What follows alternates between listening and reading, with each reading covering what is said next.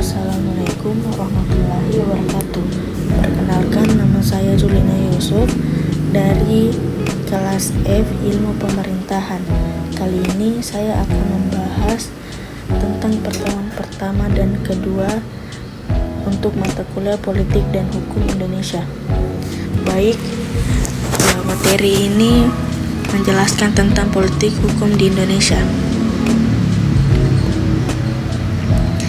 Apa itu politik hukum?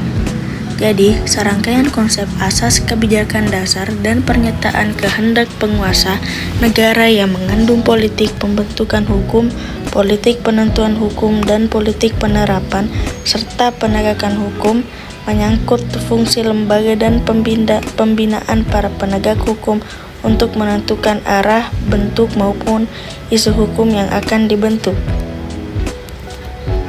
Selanjutnya, paradigma di bidang politik hukum.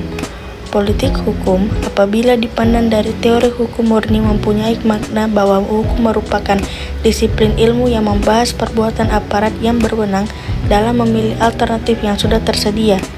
Selanjutnya, hukum yang dibuat melalui tahapan yuridis dan politis yang membutuhkan waktu yang cukup panjang sehingga output dari produk hukum perundang-undangan mempunyai kualitas dan didukung oleh sikap dan nilai-nilai yang dianut dalam masyarakat. Selanjutnya, peran dan fungsi politik hukum. Pertama, peran dan fungsi hukum sangat dipengaruhi dan acap kali diintervensi oleh kekuatan politik.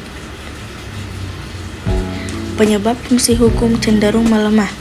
Jadi, struktur hukum dapat berkembang dalam segala konfigurasi politik yang ditandai dengan keberhasilan pembuatan peraturan perundang-undangan berbagai bidang hukum, tetapi pelaksanaan fungsi atau penegakan fungsi hukum cenderung semakin lemah. Yang kedua, ketidaksinkronan pertumbuhan antara fungsi dan struktur hukum.